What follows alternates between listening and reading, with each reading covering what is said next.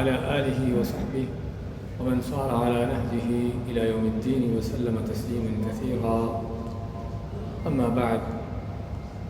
ہم نے سابقہ درس میں سورۃ العصر کی تفسیر لی تھی. آج اس سے پہلی سورۃ التکاثر انشاءاللہ اس کی تفسیر لیتے ہیں. اعوذ باللہ من الشیطان الرجیم. بسم اللہ الرحمن الرحیم. الہاکم التکاثر. الہاکم تم کو مشغول کر دیا، غافل کر دیا. التکاثر کثرت کی، زیادتی کی، خواہش نے، اس کی طلب نے. حتیٰ یہاں تک کہ زرتم المقابر تم نے قبریں جا دیکھی، قبروں میں جا پہنچے. کلا سوف تعلمون کلا ہرگز نہیں، سوف عن قریب تعلمون تم جان لو گے. ثم کلا سوف تعلمون پھر ہرگز نہیں تم عن قریب جان لو گے. کلا لو تعلمون علم الیقین ہرگز نہیں یا خبردار کہ تم جانتے ہوتے یقینی علم. کس چیز کا علم؟ لترون الجحیم کہ تمہیں ضرور دیکھنا ہوگا جہنم کو. ثم لترونها عین الیقین پھر تمہیں اسے دیکھنا ہوگا ضرور یقین کی آنکھوں سے. ثم لتسألن یومئذ عن النعیم پھر تمہیں اس دن پوچھا جائے گا تم سے نعمتوں کے بارے میں.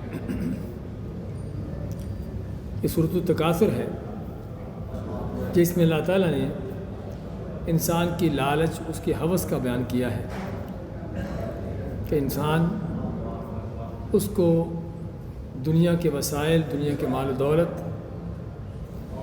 اور زندگی کی سہولتیں، زندگی کی آسائشیں، آسانیاں حاصل کرنے کی، ان کو جمع کرنے کی اس کی کیا کوشش رہتی ہے، اور اس کوشش میں اپنے اصل مقصد کو بھول جاتا ہے جس کے لیے پیدا ہوا تھا.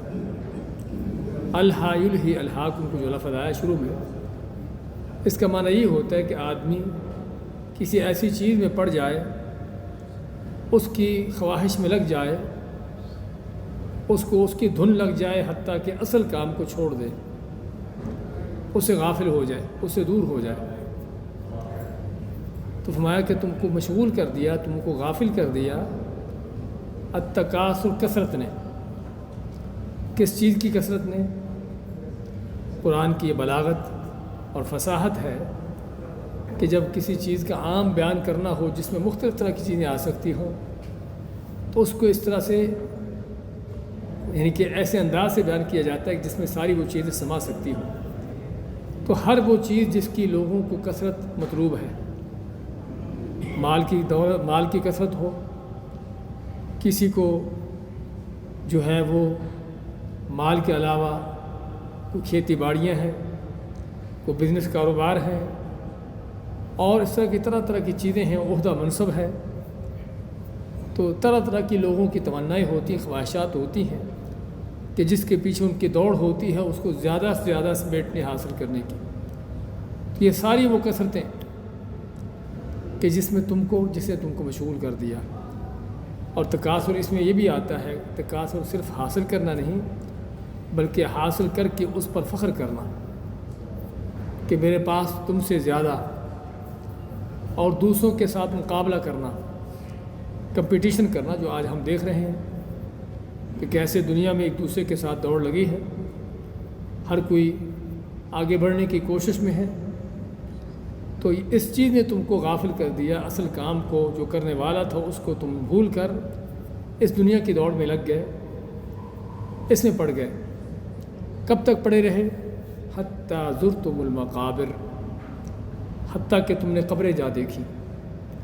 قبریں دیکھنے کا معنی قبروں میں جا پہنچے، یعنی انسان کی دنیا کی یہ دوڑ لگی رہتی ہے اور اسی دوڑ میں چلا رہتا ہے حتیٰ کہ قبر میں جا پہنچتا ہے. موت آتی ہے اور قبر میں جا پہنچتا ہے.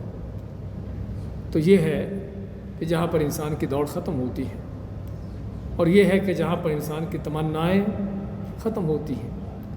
اللہ کے نبی صلی اللہ علیہ وسلم کا فرمان ہے کہ اگر آدمی کو ایک سونے کی وادی بھر کر مل جائے، وادی دو پہاڑوں کے درمیان میلوں کی جگہ اتنی بڑی وادی ہوتی ہے، تو اتنی بڑی وادی سونے کی بھر کر کسی کو مل جائے، اس کی تمنا ہوگی کہ کاش کہ دوسری بھی ہوتی، اور بھی وادی اس طرح کی ہوتی، دوسری مل جائے تو تیسری کی تمنا کرے گا۔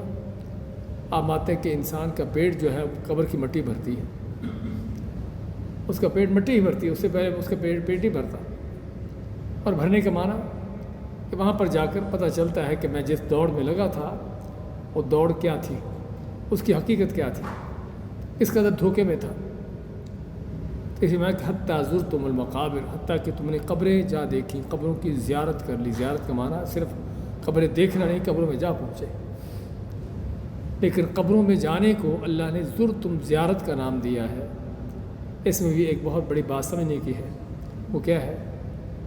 بعض سلف صالحین کا کہنا ہے کہ قبروں کو اگر اللہ نے زیارت کا نام دیا ہے کہ تم نے قبروں کی زیارت جا کری، اس کا مطلب کہ جس چیز کی آدمی زیارت کرتا ہے کہ ہمیشہ وہاں پر رہتا ہے۔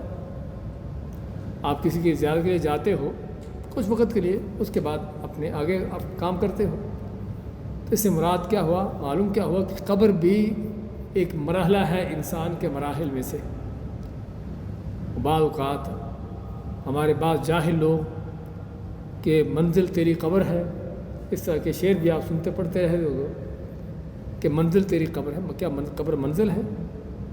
منزل وہ آخرت ہے، جنت ہے یا جہنم ہے، منزل وہ ہے، قبر منزل نہیں ہے۔ قبر صرف ایک مرحلہ ہے انسان کے مراحل میں سے جو انسان طے کر رہا ہے اللہ کی طرف جاتے ہوئے۔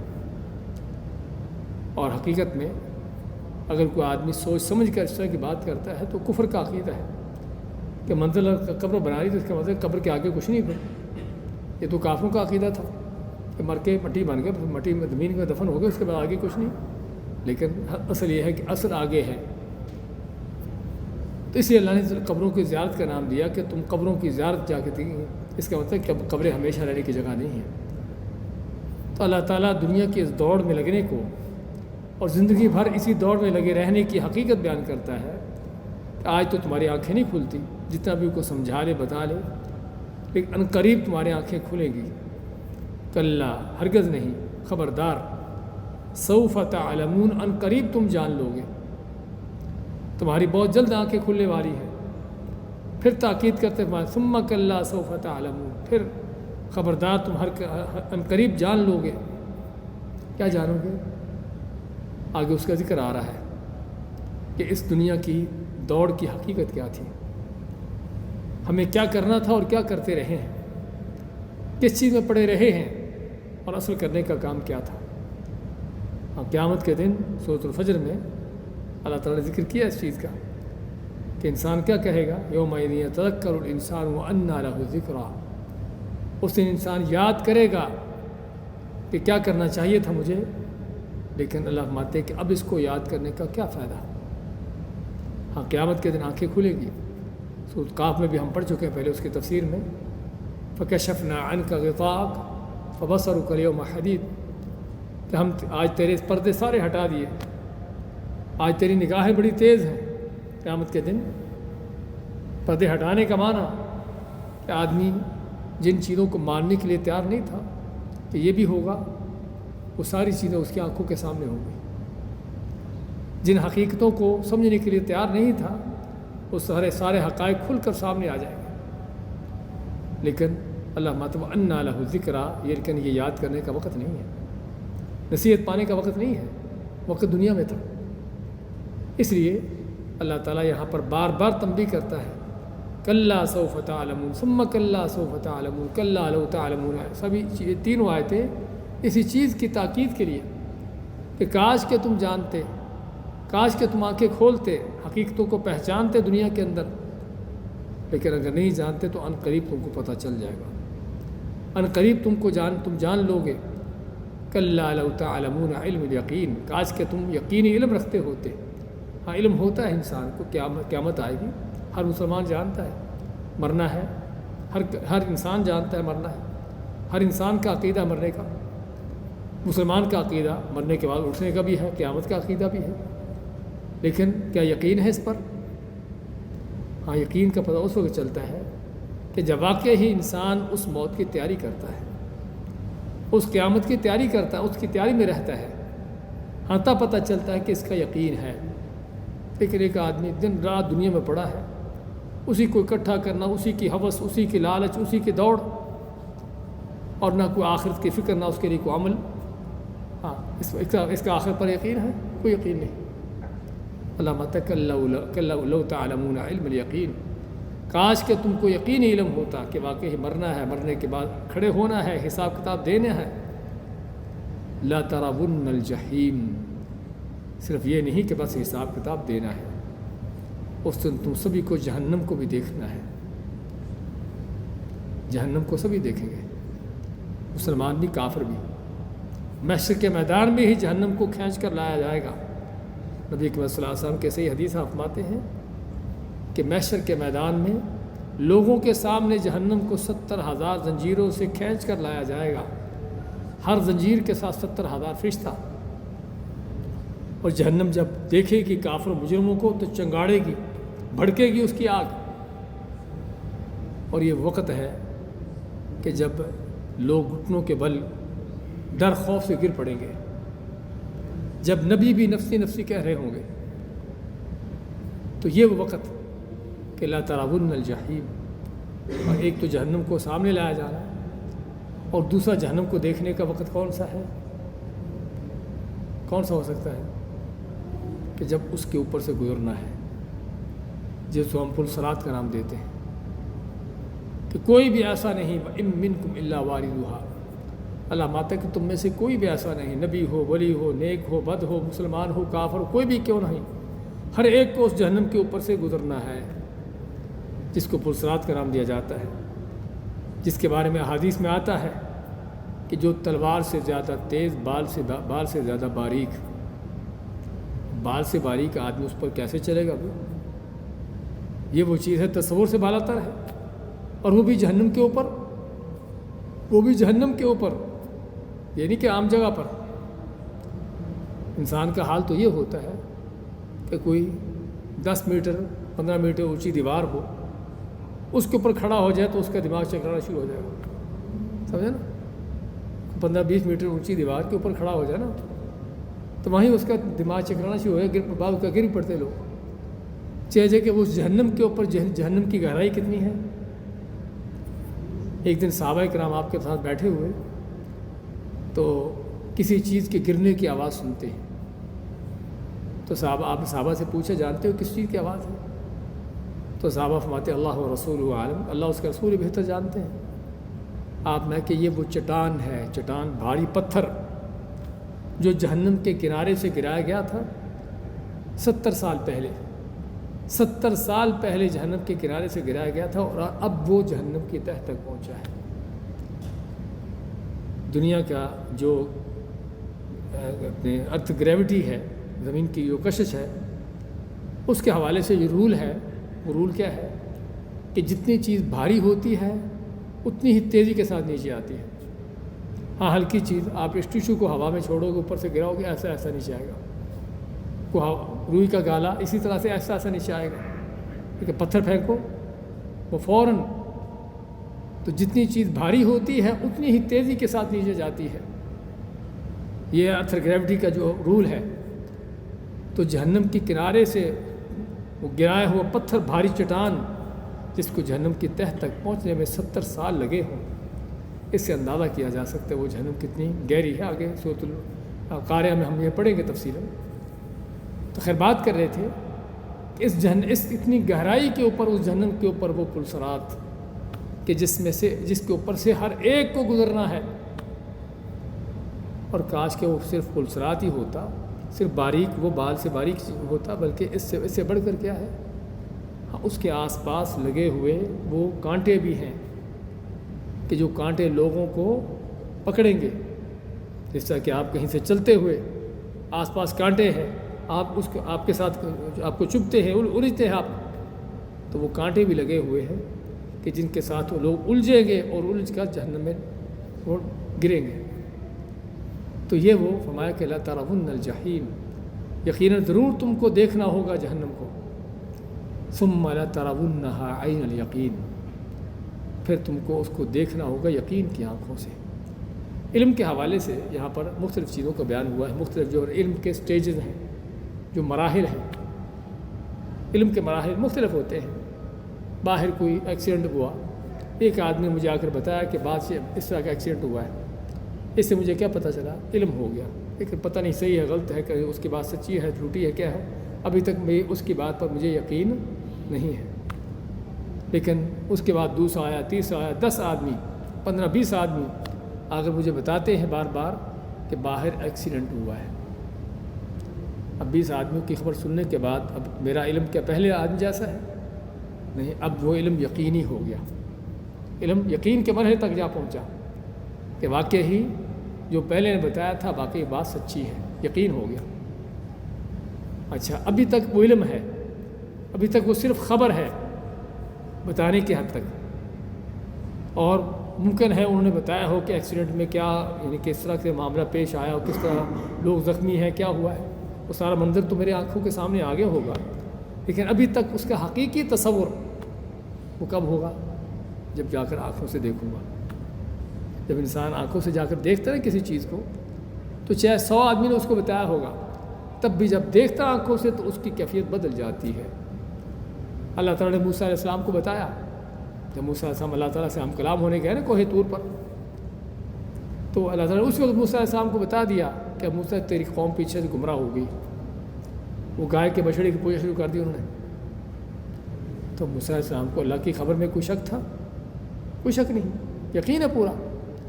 لیکن پھر بھی اللہ نے موسیٰ علیہ السلام کو تورات دی لکھی ہوئی تختیوں پر، موسیٰ علیہ السلام نے لی پکڑی، یہ خبر سنی، پریشان ہوئے ضرور، اور چلے اپنی قوم میں۔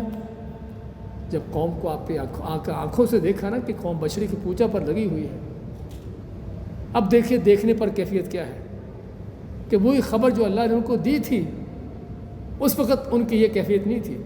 اب جب آنکھوں سے آ کر دیکھا تو وہاں پر کیا آتا ہے، کیا مطلب الق الارواح، کہ اللہ نے جو تختیاں دی تھی تورات پہ لکھی ہوئی، اتنے غصے میں آئے موسیٰ علیہ السلام قوم کو دیکھ کر شرک میں پڑے ہوئے، اس قدر ان کا دماغ چکرایا کہ وہ تختیاں پھینک دیں غصے میں۔ اب حالانکہ اللہ نے پہلے بتا دیا تھا، اللہ کی خبر پر بتانے پر کوئی اس میں شک نہیں تھا، لیکن آپ کیا فرماتے ہیں، لیس الخبر کالمعاینہ، کہ صرف جو خبر ہوتی ہے، بات جو سنی سنائی ہوتی ہے، ایسے نہیں ہوتی جسے اپنی آنکھوں سے دیکھنا ہوتا ہے۔ تو یہاں پر بھی اللہ فرماتا ہے اصل جب انسان آنکھوں سے چیز کو دیکھ لیتا ہے اس وقت اس کو یقین ہوتا ہے کہ حقیقت کیا ہے۔ اچھا، اس سے آگے بھی کوئی مرحلہ ہے؟ ایک ہے عین الیقین، اس کے آگے جو مرحلہ ہے، اس سے آگے والا سٹیپ کیا ہے؟ حق الیقین۔ حق الیقین کیا ہے؟ کہ جس چیز کو آپ نے سنا تھا، بار بار سنا ہوگا، آپ کو علم ہوا ہوگا، علم یقینی ہو گیا ہوگا، آنکھوں سے دیکھ کر مزید یقین پختہ ہو گیا، سمجھیں نا، عین یقین ہو گیا۔ اب جب آپ اس چیز کے ساتھ اس میں جا پڑتے ہو، اس کے ساتھ آپ کا معاملہ ہو جاتا ہے، فرض کرو آپ نے کسی پھل کے بارے میں سنا کہ بڑا مزے کا ہے، بار بار سنا، آپ کو اس کی لذت کا اندازہ ہوا ہوگا، پھل کو دیکھ بھی لیا آپ نے کہ پھل کیسا ہے، آپ کی آنکھوں کے سامنے آ گیا پھل، مزید یقین ہو گیا کہ پھل واقعی بڑا اچھا خوبصورت لگ رہا ہے۔ اچھا، حق الیقین کیا ہے؟ کہ جب پھل کھا لیں گے، جب اس کا ذائقہ خود چکھیں گے نا منہ سے، تو یہ ہے حق الیقین۔ جنت کے بارے میں قرآن کریم میں جگہ جگہ بیان ہوا جنت کا، جہنم کا، اور ایک مسلمان مومن کو یقین ہے اللہ تعالیٰ کی باتوں پر، یقین ہے۔ اور جب قیامت کے دیکھ لیں گے جنت کو، جہنم کو، تو عین یقین ہو جائے گا۔ اور جب جنتی جنت میں اور جہنمی جہنم میں چلے جائیں گے، جنت کی نعمتوں کو پا رہے ہوں گے، جنتی جہنمی جہنم کے عذاب میں پڑے ہوں گے، تو یہ کیا ہے؟ حق الیقین، کہ جہاں پر یقین کا آخری مرحلہ کہ آدمی جس چیز کو سنا تھا یا دیکھا تھا واقعی ہی اس چیز میں جا پڑا، تو یہ ہے جو علم کا آخری سٹیج ہے۔ تو مائے ثم لترونها عین الیقین ثم لتسألن یومئذ عن النعیم۔ ہاں، یہ دنیا اکٹھی کرتے پھرتے ہو، جتنی بھی نعمتیں اکٹھی کر لو، لیکن یہ بھی یاد رکھو کہ کل اس کا حساب بھی دینا ہے۔ شروع یہی سے ہوتی ہے سورت الہاکم التکاثر، دنیا کی نعمتیں، دنیا کی آسائشیں، دنیا کی سہولتیں جمع کرنے پر لگے ہو تو کر لو۔ ثم لتسألن، پھر تم سے ضرور سوال کیا جائے گا یومئذ، اس قیامت کے دن، عن النعیم، ان نعمتوں کے بارے میں۔ اس لیے یہاں پر اس آیت کے اندر تنبیہ کر دی کہ جس دنیا کی دوڑ میں تم لگے ہو، جن نعمتوں کو جمع کر رہے ہو، ساتھ اس پر بھی، اس کی بھی فکر کرو کہ کل اس کا حساب بھی دینا ہے۔ حساب کیسی نعمتوں کا دینا ہے؟ پانی جیسی نعمت ہم پیتے ہیں، بلکہ دسترخوان پر کوئی طرح طرح کی نعمتیں پڑی ہوتی ہیں، تو کوئی پوچھتا ہم سے بھی آپ نے کیا کھایا آج؟ ہاں کیا بتاتے ہیں کہ فلاں ڈش تھی، فلاں ڈش تھی، یعنی اس میں جو ڈشیں ہوتی ہیں ان کا ذکر کرتے ہیں۔ کبھی کسی نے یہ بھی کہا کہ ساتھ پانی بھی پیا تھا، کہ پانی بھی تھا دسترخوان پر۔ ہاں اس کا کبھی شاید آپ نے ذکر نہ کیا ہوگا، نہ سنا ہوگا، باقی ڈشوں کا ذکر ہوتا ہے۔ اللہ کے نبی صلی اللہ علیہ وسلم ایک دن آپ کو بھوک لگی، آپ کے ساتھ بکر صدیق عمر فاروق بھی تھے، ایک صحابی کے باغ میں جاتے ہیں۔ اس صحابی نے کیا کیا، ایک روایت کے اندر تو یہ آتا ہے کہ اس نے تازہ پانی، جو ٹھنڈا پانی تھا کنویں کا یا گڑھے کا، وہ دیا ان کو، اور کھجوریں لا کر دی۔ آپ نے وہ پانی پیا، کھجوریں کھائیں، اور فرمایا کہ یہ وہ نعمتیں ہیں جن کے بارے میں تم سے سوال ہوگا۔ پانی کی نعمت، کھجور کی نعمت، کہ جن کو جو ہمارے ہاں نعمتیں ہیں نہیں سرے سے، جن کا ہمارے ہاں شمار ہی نہیں ہوتا کسی چیز میں، ہم آتے یہ نعمتیں ہیں جن کے بارے میں تم سے سوال ہوگا۔ اور واقعی قیامت کے دن جب اللہ تعالیٰ سوال کرنے پر آئے گا نا کسی سے، تو ایک ایک چیز کا سوال، کہ چیز کہاں سے لی، کیسے لی، اور اس کا استعمال کر کے میرا حق کیوں ادا نہیں کیا۔ ہاں الگ بات ہے کہ اللہ تعالیٰ اپنے فضل سے، مہربانی سے کسی سے نعمتوں کا حساب لے ہی نہ، اس کو پوچھے ہی نہ، وہ الگ بات ہے۔ اللہ تعالیٰ کی رضامندی، اللہ تعالیٰ کی اس پر خوشی، اللہ تعالیٰ کے اس پر جو بخشش مغفرت کا انداز ہوگا، ورنہ اللہ تعالیٰ اگر بندوں کا حساب لینے پر آئے تو ایک ایک نعمت کا حساب۔ اور بعض روایتوں میں آتا ہے کہ غریب مسلمان، جو فقیر غریب مسلمان تھے دنیا کے اندر، وہ امیروں سے کتنے سال پہلے جنت میں پہنچے ہوں گے؟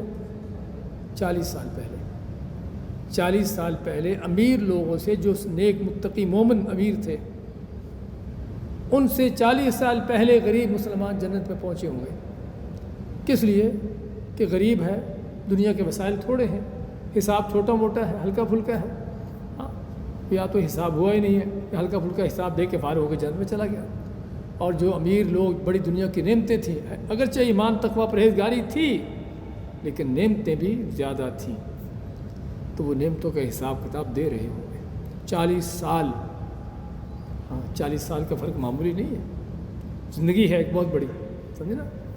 تو کہنے کا مقصد کہ یہ ہے بہت بڑی تنبیہ اور وارننگ انسان کے لیے کہ نعمتیں تو جمع کر رہے ہو، دنیا کی سہولتیں تو اکٹھی کر رہے ہو، لیکن یہ بھی دیکھو کہ کل اس کا حساب بھی دینا ہے۔ اور اس سے صحابہ کرام، بلکہ صحابہ کے بعد بھی اللہ کے نیک بندے، جب دنیا کی نعمتیں، آسائشیں، سہولتیں زیادہ ہو جاتی تو فکر مند ہو جاتے۔ بعض صحابہ دسترخوان بیٹھے کھانا کھا رہے ہیں، آگے کوئی اللہ کی نعمتیں کھانے کی، تو ایک صحابی کھاتے کھاتے رو پڑتا ہے، کھانا چھوڑ دیا، رونے لگ گیا۔ کس چیز پر؟ کہنے لگے کہ مجھے تو خطرہ ہے کہ اللہ تعالیٰ نے ہمیں کہیں ان میں سے تو نہیں کر دیا کہ جن کو قیامت کے دن کہا جائے گا اذھبتم طیباتکم فی حیاتکم الدنیا، کہ جو تم کو میں نے دینا تھا دنیا میں دے دیا، نعمتیں تم کو دنیا میں دے دی، کہیں ہم ان میں سے تو نہیں ہو گئے۔ صحابی ہے، تقویٰ، نیکی، پرہیزگاری، جہاد کرنے والے، اللہ کی راہ میں مال و جان قربان کرنے والے، لیکن صرف دنیا کی زیادہ اتنی بڑی زیادہ نہیں تھی جو آج ہمارے پاس ہے، لیکن عام روٹین سے کچھ بڑھ کر کچھ اللہ کی نعمتیں جب دیکھیں تو فکر مند ہوئے کہ کہیں ہم ان میں سے تو نہیں ہو گئے جن کو قیامت کے دن یہ کہا جائے گا کہ تم دنیا میں جو نعمتیں اڑا رہی تھی اڑا چکے۔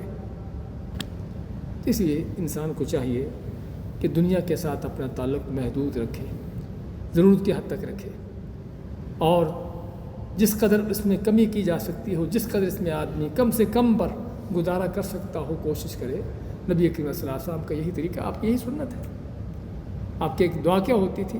اجا اللہم اجعل رزق آل محمد کفافا، اللہ آل محمد یا محمد کے گھر والوں کی صلی اللہ علیہ وسلم کے گھر والوں کی روزی اتنی ہو جو کافی ہو۔ کافی کتنی؟ ہمارے ہاں بھی کافی کچھ ہوتا ہے کہ اگر کسی کی 5,000 دینار سیلری ہے اور بہت بڑا ولا ہے، گاڑیاں ہیں، تو کیا کہے گا؟ بھئی بس گزارا چل رہا ہے۔ ہمارا بھی گزارا ہوتا ہے، اور گزارا نبی کریم صلی اللہ علیہ وسلم آپ کے گھر کا بھی ہوتا تھا۔ آپ کا گزارا کیسے ہوتا تھا کہ 2 ماہ تک سوائے پانی کھجور کے اور کچھ کھانے کو نہیں ہوتا تھا۔ یہ بھی گزارا ہے۔ آپ کے ہاں یہ گزارا تھا کہ جس پر آپ کی دعا تھی کہ اللہ مجھے اتنا ہی کافی ہے، اس سے زیادہ نہیں چاہیے۔ اس لیے انسان دنیا کے ساتھ جتنا اپنا تعلق کم کر سکے کرنے کی ضرورت ہے، اور جس قدر آخرت کے لیے کوشش کر سکے، اصل یہ وہ چیز ہے جو کرنے والی ہے۔ بارک اللہ فیکم، جزاکم اللہ خیر۔ ہاں جی، کچھ سوالات ہیں؟ کوئی سوال نہیں؟ وعلیکم السلام۔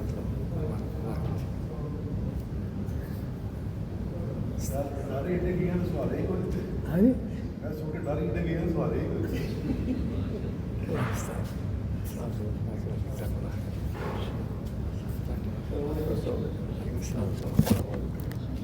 روٹے کھڑے ہو گئے، سوال پڑ گئے تھے۔